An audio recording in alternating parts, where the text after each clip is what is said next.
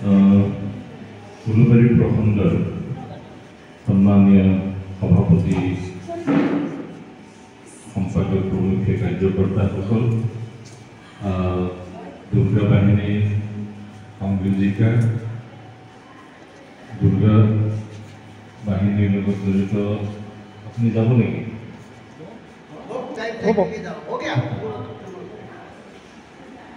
আজি ইয়াত উপস্থিত সকলোলৈকে নৱৰাত্ৰিৰ প্ৰথমে প্ৰণিপাত জনাইছোঁ। শুভ নৱৰাত্ৰি সকলো যিসকলে পালন কৰি আছে সেইসকলৰ মনোকামনা পূৰ্ণ হওক। আৰু আমি যোৱা 30 তাৰিখৰ পৰা অহা 12 এপ্ৰিললৈকে যিটো অনুষ্ঠান আমাৰ ধাৰাবাহিকভাৱে চলি আছে, ৰাম উৎসৱ, অৰ্থাৎ মৰ্যাদা পুৰুষোত্তম প্ৰভু শ্ৰীৰামৰ এই দুনিয়াত, এই পৃথিৱীলৈ অহাৰ যি পবিত্ৰ দিৱস ৰাম নৱমী, আৰু তাৰ পৰাই হনুমান জয়ন্তীলৈকে এই যিখিনি সময়, এইখিনি অতি পবিত্ৰ সময় বুলি ধৰা হয়। আৰু ইয়াৰ মাজতেই ৰাম নৱমী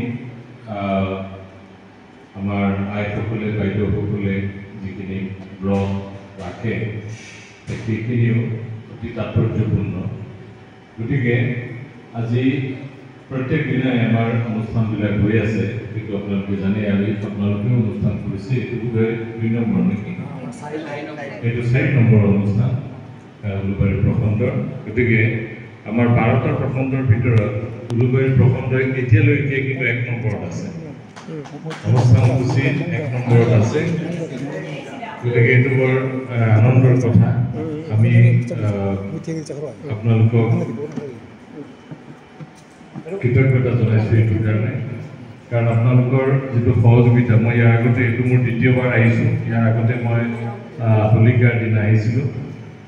আজিও হৈছে মই আহোঁতে মৰম হৈছে অলপ, কাৰণ আজি 3টা অনুষ্ঠান আমাৰ, এটা লংকেশ্বৰত, এটা বিষ্ণুপুৰত আৰু এইটো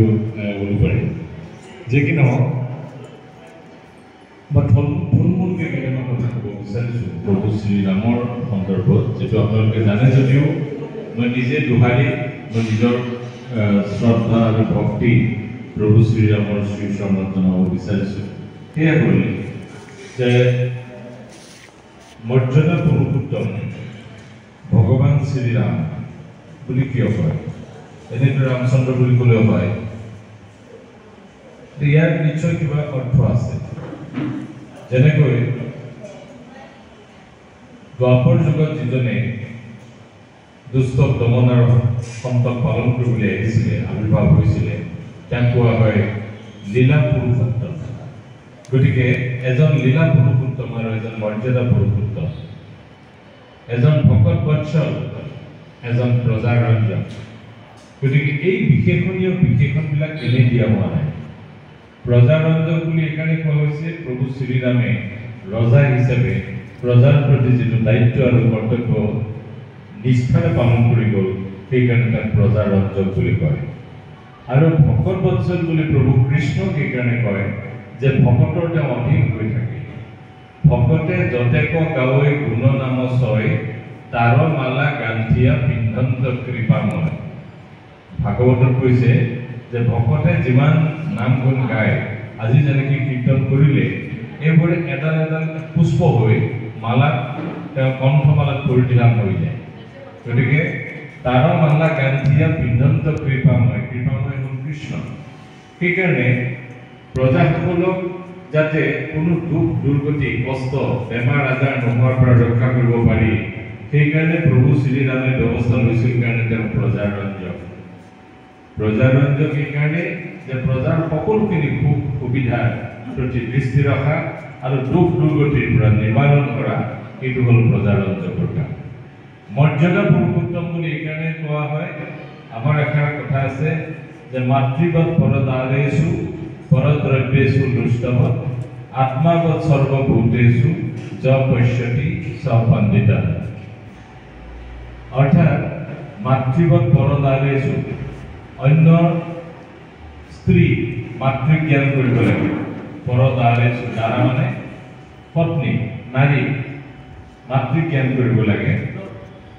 পৰ দ্ৰব্যসু দুষ্টবৎ আমাৰ সা সম্পত্তি মাটি জ্ঞান কৰিব লাগে মাটিৰ কোনো মূল্য নাই আত্মাবৎ সৰ্বভূতেষু সকলোৰে যিটো আত্মা সেইটো নিজৰ আত্মাৰ নিচিনা সকলোৰে আত্মা সকলো ভূতক সকলোকে নিজ এক আত্মা হৈ দেখিব লাগে আৰু এই ধৰণে যাৰ দৃষ্টি আছে তেওঁলোকে পণ্ডিত বুলি কয় কাৰণ আমাৰ পণ্ডিত ক'বলৈ গ'লে গেৰুৱা বস্ত্ৰ পৰিধান কৰিলে ৰঙা ফুটা পৰিধান কৰিলে এতিয়াও পণ্ডিত বুলি নকয় কোৱা হৈছে যে পুথি পঢ়ি জগমোবা পণ্ডিত ভাই নকৈ ভাই অক্ষৰ প্ৰেম কা পঢ়ে সো পণ্ডিত হৈ যে কিতাপ পঢ়ি শাস্ত্ৰ অধ্যয়ন কৰি পৃথিৱী লুটিয়াই দিলেও তাক পণ্ডিত বুলি নকয় প্ৰেম নামৰ আঢ়ৈটা আখৰ যি পঢ়িব পাৰিছে তেওঁকহে পণ্ডিত বুলি কয় গতিকে প্ৰেম হ'ল আত্মা প্ৰেম মানে একাত্ম ভাৱনা এই গোটেইবিলাক প্ৰভু শ্ৰীৰামৰ জীৱন কালত দেখা পোৱা যায় এইকাৰণে দেখা পোৱা যায় মই শেষৰ ফালে কৈছোঁ যেতিয়া ৰাৱণক শৰ নিক্ষেপ কৰি ভুল লুণ্ঠিত কৰিলে অৰ্থাৎ মাটিত পৰি গ'ল যেতিয়া ৰাৱণ তেতিয়া সতী মণ্ডোদৰী ৰাৱণৰ পত্নী তেওঁ কিন্তু সতী আছে গতিকে মণ্ডোদৰীয়ে তেওঁৰ স্বামীৰ মৃত্যুৰ খবৰ পাই ৰণক্ষেত্ৰলৈ আহিল ৰণক্ষেত্ৰলৈ আহোঁতে তেওঁ দেখিছে যে স্বামী পৰি আছে যিজন ত্ৰিকালয় মানে তিনি লোকৰে স্বামী হৈ গৈছিল অধিপতি হৈ গৈছিল ৰাৱণ স্বৰ্গ মৰ্ত্য পাতাল সব অধিকাৰ কৰি লৈছিল সেইজন মাটিত পৰি আছে তেওঁৰ স্বামীৰ প্ৰতি দৃষ্টি নিক্ষেপ কৰি তেতিয়া তেওঁ সুধিলে যে মোৰ স্বামীক বধ কৰা যেন ক'ত আছে দেখুৱাই দিলে যে সেই শিলত যে বহি আছে তেওঁৱেই কাৰণ তাৰ আগতে ৰামক দেখা নাই মণ্ডোদৰীয়ে তেওঁ গৈ যেতিয়া প্ৰভু শ্ৰীৰামৰ ফালে গৈছে প্ৰভু অলপ অধুমুখে বহি আছে এটা শিলত বহি আছে কাৰণ যি কৰ্মৰ কাৰণে তেওঁ 14 বছৰ বনবাস চেষ্টাই লৈছিল আচলতে কোনো বনবাস দিয়া নাই তেওঁ বনবাস নিজেই লৈছিলে আৰু সেইটো যুক্তি সহকাৰে প্ৰতিপন্ন কৰাইছিলে এই দুটা বৰ এবাৰ কৈকে দি থৈছিলে তাৰ পৰা হৈ সেই গোটেই ব্যৱস্থাটো এটা ইটছ এ প্লেনিং ইংলিছত কয় এটা প্লেনিং পৰিকল্পনা এই পৰিকল্পনা মতেই 14 বছৰ বনবাসৰ মূল উদ্দেশ্য আছিলে ৰাৱণৰ নিচিনা মহাপ্ৰতাপী আৰু অতি দুৰ্দান্ত ৰাক্ষসক বধ কৰিব লাগে তাৰ আগতে যিমানখিনি স্লিপাৰ চেল আছিলে খৰ দুখন তাৰকাৰ পৰা আৰম্ভ কৰি চব শেষ কৰিছে তেওঁ চিন্তা কৰি বহি আছে বহি থাকোঁতে দেখা পাইছে তেওঁ ভৰিৰ ফালে এটা ছাঁ কৰিছে তেওঁ চৰণৰ ফালে এটা ছাঁ নাৰীৰ এটা ছাঁ দেখিবলৈ পাই তেওঁ হঠাৎ উচপ খাই উঠি সেইফালে যাই হাত জোৰ কৰিলে আই আপোনাক মই প্ৰণাম জনাইছোঁ আপুনি কোন হয় মণ্ডোদৰী আচৰিত হৈ গ'ল তেওঁ ক'লে যে মই ৰাৱণৰ পত্নী হতভাগা মণ্ডোদৰী যাক আপুনি হত্যা কৰিলে অলপতে তেতিয়া প্ৰভুৱে ক'লে যে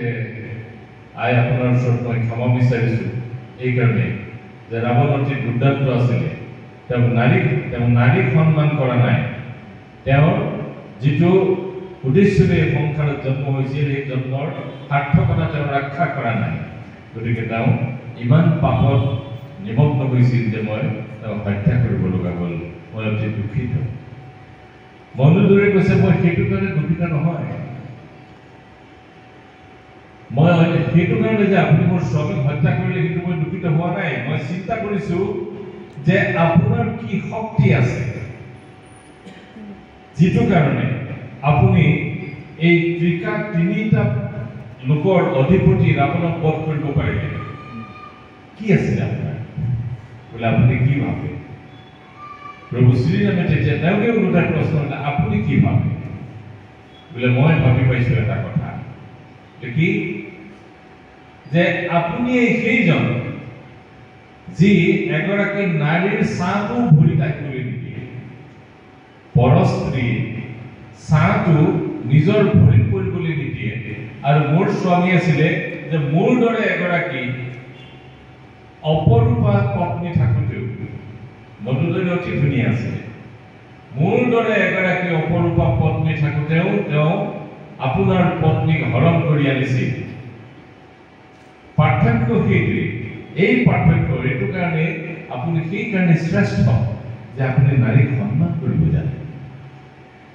নাৰীৰ মৰ্যাদা দিব জানে আৰু সেই মৰ্যাদাটো প্ৰথম অৱস্থাত দিছিলে জনকপুৰত যেতিয়া অহল্যাক উদ্ধাৰৰ পিছত আহি প্ৰভু শ্ৰীৰাম জনকপুৰত ভাতৃ লক্ষ্মণ আৰু গুৰুদেৱ বিশ্বামিত্ৰৰ সৈতে উপস্থিত হয় যেতিয়া গম পালে প্ৰভু শ্ৰীৰামে যে তাত এক স্বয়ংবৰ হ'ব জনক ৰজাৰ ঘৰত স্বয়ংবৰ হ'ব তাত এখন ধেনু আছে সেই ধেনুখন দাঙিব লাগিব ধেনুত জোৰ লগাব লাগিব গুণ লগাব লাগিব যিটো হিন্দীত প্ৰত্যংশ বুলি কয় এই কথাটো জানি এইটোও গম পালে যে যি ঘৰ ধনু সেই ধেনুখন ভংগ কৰিব তেওঁ পত্নী লাভ কৰিব মাতৃ সীতাক লাভ কৰিব তেওঁ তেতিয়া আপত্তি কৰিলে প্ৰভু শ্ৰীৰামে আপত্তি কৰিলে যে মোৰ পিতৃৰ আদেশ নাই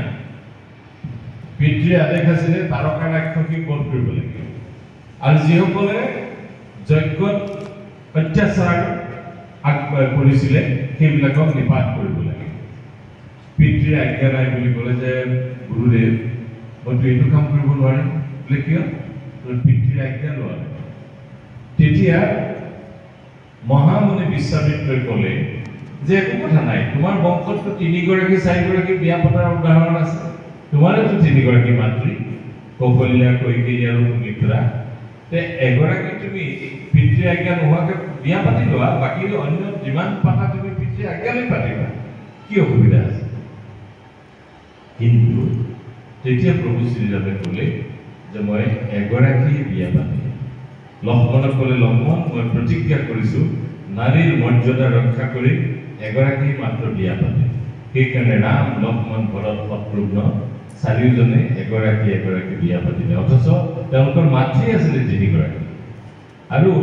সেই বংশতে 100গৰাকী পত্নী থকাও ৰজা আছিল ইক্ষ্বাকু বংশত বা ৰঘু বংশত যুৱনাশ বুলি যিজন ৰজা আছিলে মানধাতাৰ পিতৃ এই মানধাতাৰ পিতৃ যুৱনাশ আৰু যুৱনাশৰ এইফালে ভগীৰথ তেওঁলোকৰ আছিলে পুত্ৰ দিলীপ ৰঘু অজ নহু এনেকৈ প্ৰভু শ্ৰীৰামচন্দ্ৰ 40 নম্বৰৰ ব্ৰহ্মাৰ পৰা 40 নম্বৰৰ তেওঁ বংশধৰ গতিকে সেইকাৰণে ক'লে যে মোৰ পূৰ্বপুৰুষত কি আছিলে মই নাজানো সেইটো মই এতিয়া কৈও লাভ নাই গতিকে সেই লক্ষ্মণ মই তোমাৰ আগত আজি স্বীকাৰ কৰিছোঁ যে মই এগৰাকী বিয়া পাতিম আৰু সেই বাক্য শুনি পেলাই লক্ষ্মণে ক'লে যে প্ৰভু মই আজি হাততে ধনুফল লৈ প্ৰতিজ্ঞা কৰিছোঁ যে যেতিয়ালৈকে শৰীৰত শ্বাস প্ৰশ্বাস থাকিব তেতিয়ালৈকে আপোনাৰ ছাৰ দৰে থাকিম বুলি লক্ষ্মণে প্ৰতিজ্ঞা কৰিলে আৰু আপোনাৰ পথকে আমি অনুসৰণ কৰিম অৰ্থাৎ এগৰাকী বিয়া পাতিম যে নাৰীৰ মৰ্যাদা যিজনে দিয়ে মানুহৰ মৰ্যাদা যিজনে দিয়ে প্ৰজাৰ প্ৰতি সুখে দুখে যিজনে অনবৰতে চিন্তিত হৈ থাকে সেইজনকে কৈ মৰ্যাদা পুৰুষোত্তম আৰু প্ৰজাৰ গতিকে এইজন প্ৰভুৰ শ্ৰীচৰণ চিন্তা কৰি আমি এই সময়খিনি 30 তাৰিখৰ পৰা 12 তাৰিখলৈকে এই সময়খিনি পাৰ কৰিব লাগিব আৰু আপোনালোকক সদায় মই এটা কথা আগতেও কৈছোঁ য'তেই যাওঁ তাতেই কৈছোঁ যে জপ ৰাম নাম অবিশ্ৰাম ৰাম নাম সকলো সময়তে মুখত থাকিলে আপোনাৰ কোনো বিপদে একো কৰিব নোৱাৰে বিপদ আহিব পাৰে মানুহৰ জীৱনলৈ বিপদ আহে কিন্তু সেই বিপদৰ পৰা ৰক্ষা পাবলৈ হ'লে হনুমান চালিচা আছে নাচৈ লোক হৰৈ সব পীৰা জপত নিৰন্তৰ হনুমত পীৰা আৰু সংকটতে হনুমান ছুৰাৱৈ মন ক্ৰম বচন ধ্যান জুলাৱৈ গতিকে একত ধ্যানে একমনে হনুমানে যেনেকৈ প্ৰভু চিন্তা কৰিছিল আমিও সেইজনৰ অনুগামী হিচাপে সকলো সময়তে ৰাম নাম কৃষ্ণ নাম আৰু হনুমানৰ নাম যদি লৈ থাকোঁ আমাৰ জীৱনবিলাক মংগলময় হ'ব, শান্তিময় হ'ব, তাকেই কামনা কৰি আজি দুআষাৰ সামৰিছোঁ। আপোনালোক ইমান সময় ধৈৰ্য সহকাৰে ইয়াত উপস্থিত থকাৰ কাৰণে আপোনালোকৰ শ্ৰীচৰণত প্ৰণিপাত জনাইছোঁ। সকলোৰে প্ৰতি প্ৰভুৰ কৃপা হওক, সকলোৰে জীৱনলৈ, সকলোৰে সংসাৰলৈ সুখ স্বাচ্ছন্দ্য আগবাঢ়ি হওক। জয় শ্ৰীৰাম। জয় শ্ৰীৰাম।